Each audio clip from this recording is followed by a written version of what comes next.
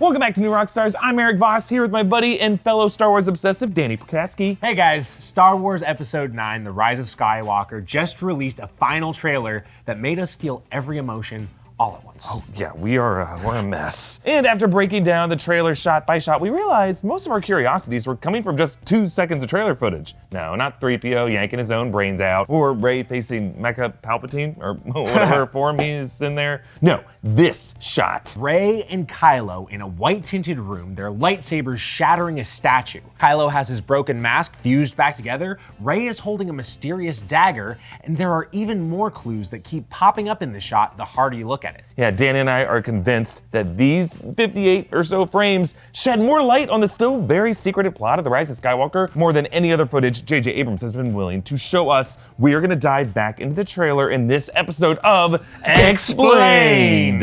Spoiler warning in case we speculate too accurately on what might actually be in this movie's plot. And thanks to privacy.com for sponsoring this episode. If you go to privacy.com/newrockstars, you can get $5 today to use on any purchase online for free. Okay, this setting is unlike any other location we've seen in the Rise of Skywalker footage, or any location we've seen in The Force Awakens or The Last Jedi. It contains the lined and dotted lighting patterns that we've seen on the Death Star and the second Death Star in the original trilogy. Yeah, the truth is always in the fixtures. And we have gotten confirmation from the good folks at the Star Wars show at Lucasfilm that this location is, quote, Kylo's Vaders Shrine. Now, the thing that they shatter has one large piece that stays intact. As it falls, you can see the curved edge of the charred Vader mask that Kylo was revealed to possess in The Force Awakens. But question, are Rey and Kylo intentionally collaborating to co-destroy this shrine? Or are they dueling and their blades swing out of control and accidentally cause this collateral damage? Yeah, notice to the far right of the frame, there's a bunch of debris on the ground from some other mess that was happening. So they're either going down the line to deliberately break each item down like they're tearing down a wall in Extreme Makeover Home Edition. Move that bus! Or their fight is kind of like Renata in Big Little Lies smashing her husband's toys.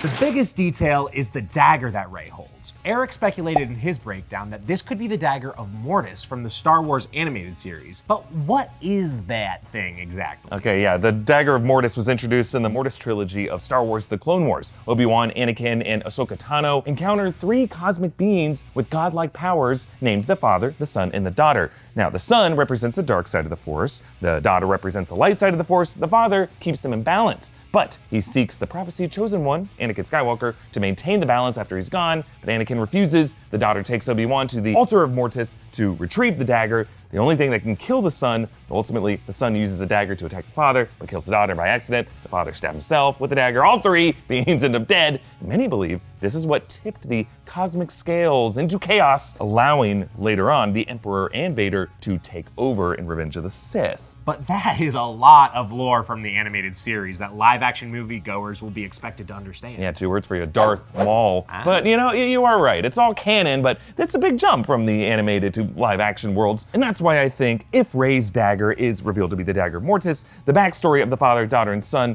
might only be implied in a thematic way. Like, there are definitely parallels there with Rey as the daughter, Kylo as the son, and maybe Luke as the father, trying to maintain the balance. Damn, I mean, that's deep.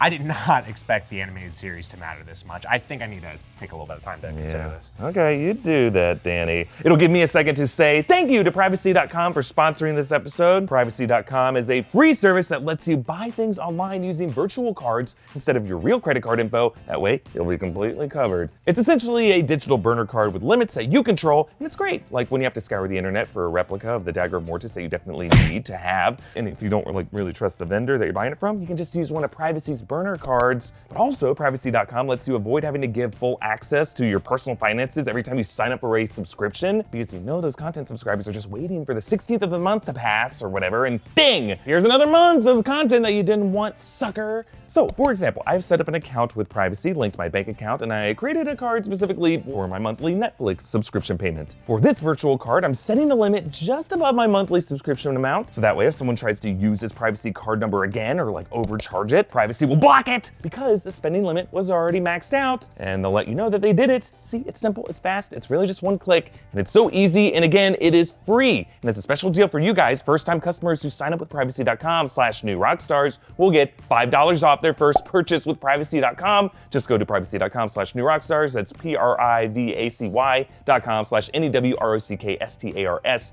to get $5 off your first purchase now. Okay, I'm back, and I've put some thought on how this could relate to what Rey and Kylo are doing together. First, where are they? Based on the evidence we've seen, this Vaders Shrine is likely some room or vault in the ruins of the second Death Star that Kylo established. And we know that these ruins are not located on Endor. They're located on a new oceanic moon called Kef Bir, according to the Disney Star Tours ride. Yeah, and based on trailer footage, it doesn't seem like Rey will be alone in her exploration of these ruins. Finn appears on that trench wall as well, and if you look even more closely at that room, behind them, that looks like Chewbacca's bowcaster and bandolier on the shelf. Why would Chewie part ways with those? Like, did he offer them to Rey to help her? Is he in the other room taking a dump? I have a bad feeling about this. So, it seems like part of the movie will feature the main characters venturing to Kef Bir to explore the ruins of the second Death Star. And while there, Rey stumbles into Kylo Ren and the shrine they assembled inside these ruins. They shatter a number of artifacts that Kylo had collected, like Vader's burnt mask, but also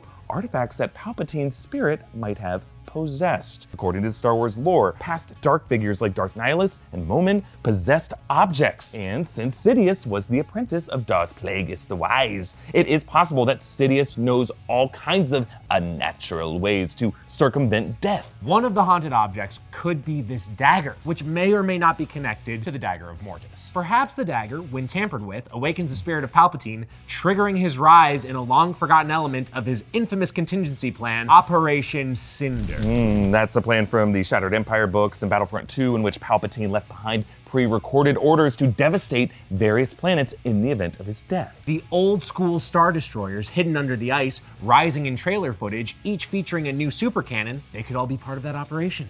And it all could have started right here, inside Kylo's weird man cave. What is your theory for what is going on in this scene? Comment down below with your thoughts, and thank you for joining me, Danny. It's nice to have someone who loves Star Wars as much as I do to tag team these weird explanations with. Happy to help, Voss. And thanks for keeping track of all the animated series canon, because with Maul's return, apparently it's all required reading. Follow us on social media and help us be able to do these classic breakdowns of the Star Wars original trilogy and prequel trilogy in the weeks leading up to the Rise of Skywalker. The only way we can pull that off is with the help of patrons, so please consider becoming a patron of New Rockstars Digital Studios just by clicking the link in the description below. Thanks for watching, and if Chewie is dropping a load, I sincerely hope he flushes. Yeah, you don't want to smell that Wookie Dookie.